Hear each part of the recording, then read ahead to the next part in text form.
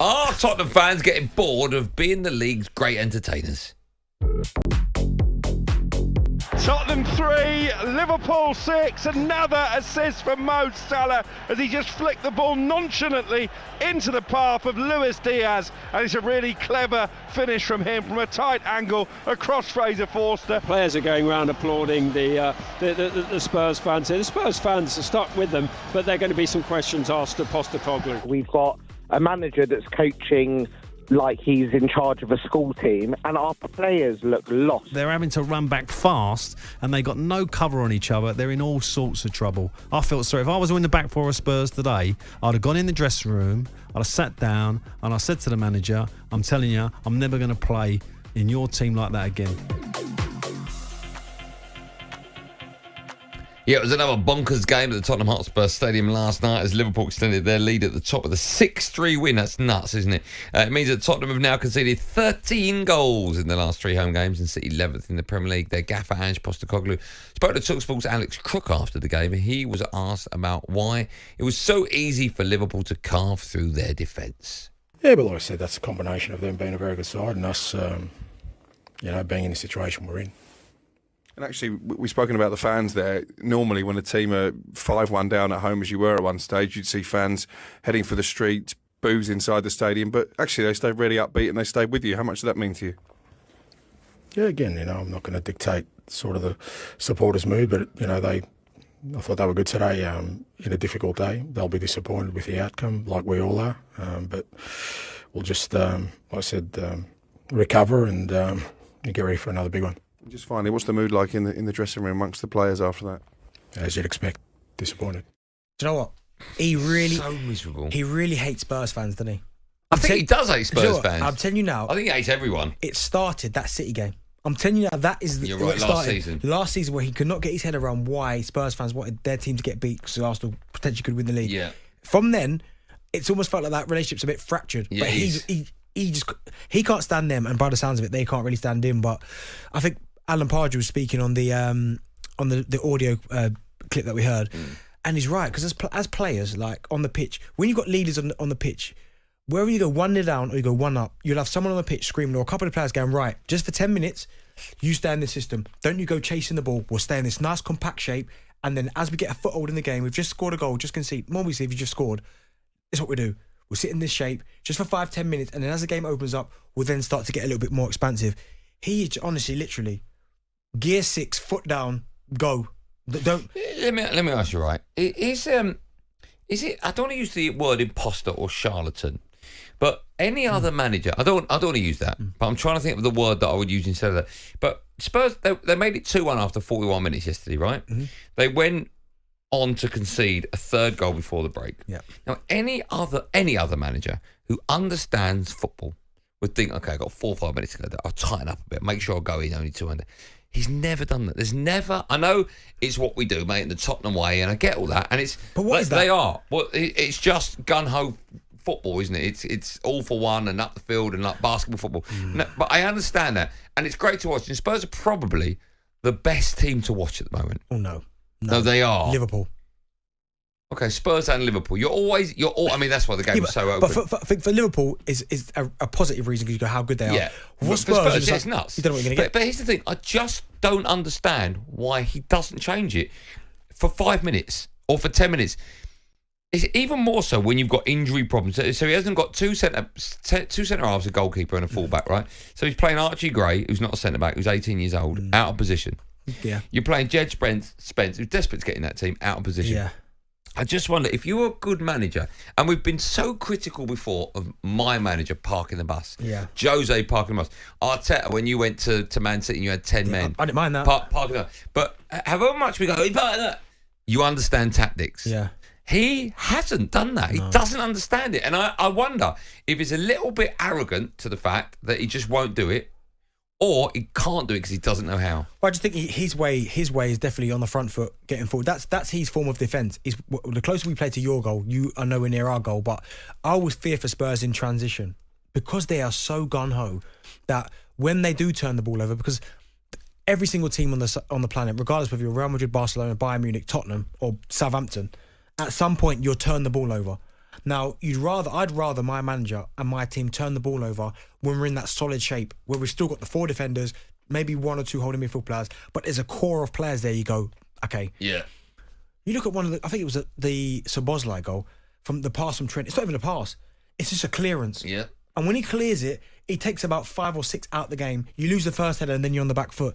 They just don't, the way Ange wants to play, there's no thought to when no logic or no thought to when they lose the ball. Everything is so offensively heavy that he never once thinks, you know what, if we do lose the ball in this scenario, we're in some serious trouble. And when you're in the Premier League, you get punished pretty much all the time. So I wonder if Spurs fans, they probably wouldn't take Conte back, but you've got 2 extremes. You've got the Conte Mourinho situation, and you've also got now you've got the Ange, and it's 2 completely different ends of the spectrum. At some point, you need a happy medium. But I thought when Ange first came in and the way he started, I remember Spurs fans going, do you know what? I love this. Do you remember the Chelsea game? You go... What, when they lost 2 players and they were like 4-1 down or something? But they kept going, and then they got something out of it. I remember we sat and did the show, and Spurs fans were going, do you know what?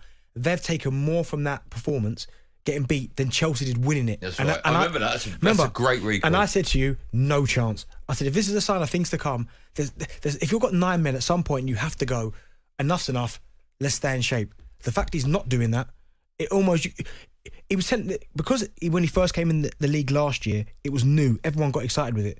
But we expected it to change, and it just hasn't. So the Premier League's an intelligent league. People work it out very quickly. But he hasn't got a plan B in anything. And by that, I mean, we know he hasn't got a plan B in tactics, okay? But he hasn't got a plan B. When he's talking about, I'm without my goalkeeper and centre, part and parcel of football is injuries. Right? Rather than just go as no one do, which is effectively what he's doing when his team go behind. Yeah. You have to have a backup plan. You have to have a plan B in every aspect of a football match. And do you know what? It's mad because we all know, as a shot stopper, Fraser Forster is a very good. I mean, he made a couple of unbelievable saves, right? Oh, God, see that pass out. We all know he can't play with his feet, though. Why is he doing that? You got punished twice last week. He doesn't get punished this time, but it's close.